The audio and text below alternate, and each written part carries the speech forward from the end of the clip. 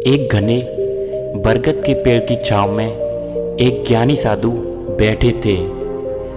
साधु जी के आसपास बहुत से लोग बैठे थे। साधु जी प्रवचन दे रहे थे और सभी लोग उनके प्रवचन सुन रहे थे। इतने में एक 40 साल का युवक जो डॉक्टर था वो भी वहीं आकर लोगों के बीच बैठ जाता है। डॉक्टर महाशय अपने अहंकारी स्वभाव से साधु से प्रश्न करते हैं कि ज्ञान बड़ा या बुद्धि। आवाज का स्तर अजीब था जिससे वहां सभी मौजूद लोग उस डॉक्टर की तरफ देखने लगे। साधु जी बहुत ज्ञानी थे, जो कि उनकी रूपरेखा, शालीनता और ज्ञान भरी बातों से स्वतः ही झलकता था। इसलिए सवाल सुन साधु जी ने तुरंत जवाब दिया, निसंदेह ज्ञान बुद्धि से उत्तम है। डॉक्टर गुस्से में बोला, यह आप कैसे कह सकते हैं? बिना बुद्धि के ज्ञान प्राप्त नहीं किया जा सकता, तो फिर ज्ञान बुद्धि से बड़ा कैसे हो सकता है? इस पर ज्ञानी साधु बोले, हाँ, यह सत्य है कि बुद्धि के बिना ज्ञान प्राप्त नहीं किया जा सकता।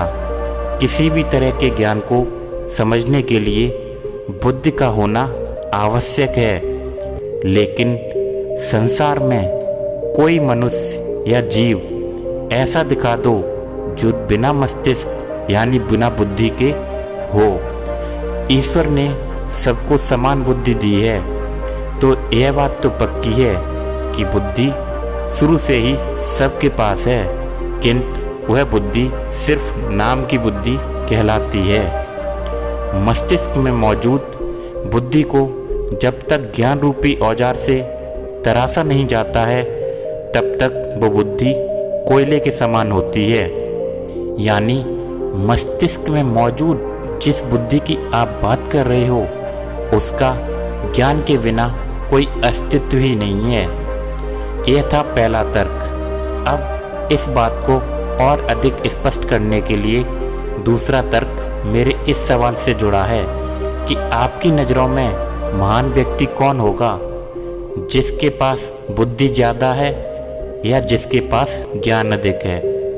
फिर साधु बोले, मान लो 2 डॉक्टर हैं, जिनमें से एक डॉक्टर की प्राथमिकता ज़्यादा से ज़्यादा पैसा कमाना है, तो उसके लिए मरीज का जीवन मायने नहीं रखता है, बल्कि वो रुपए कमाने के चक्कर में अधिक से अधिक बुरे काम भी करने लगता है। यानी यहाँ पर डॉक्टर अपनी बुद्धि से काम ले रहा है, जिसमें वह अपने ज्ञान का सदुपयोग नहीं कर रहा है।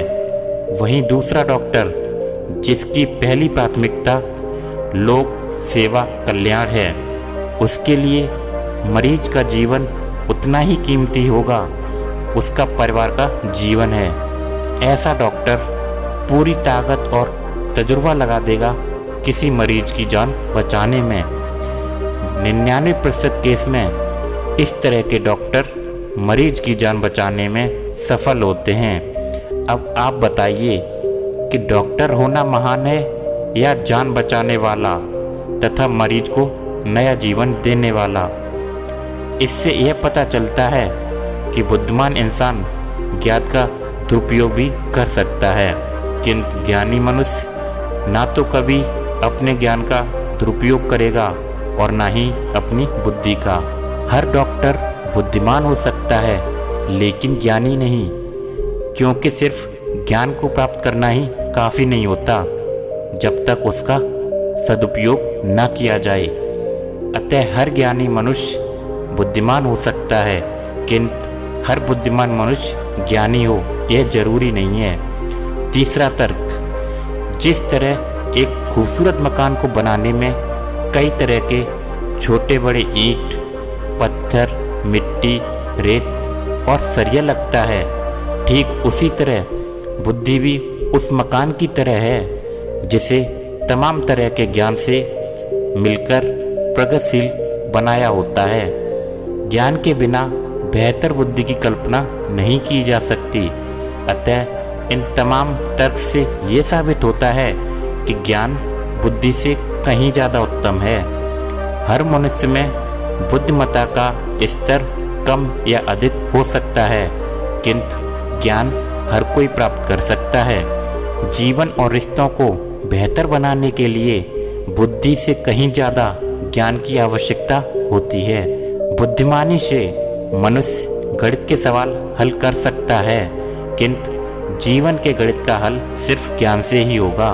महात्मा बुद्ध को ज्ञान प्राप्त हुआ तो उन्होंने पूरी दुनिया को जीवन का सही मतलब सिखाया। इसीलिए बुद्धि हरी जा सकती है, लेकिन ज्ञान नहीं। बुद्धिमान मनुष्य मोह माया में फंस सकता है, किंतु आत्मज्ञानी मनुष्य कभी मोह माया में नहीं फंस सकता। ज्ञानी साधु की इन तमाम तरसील बातों ने डॉक्टर के मन को संतुष्ट कर दिया। डॉक्टर ज्ञानी साधु के चरणों में जा गिरा। तो दोस्तों, इस कहानी से अब आप अच्छे से फैसला कर सकते हैं कि आपको बुद्धिमान बनना है या ज्ञानवान।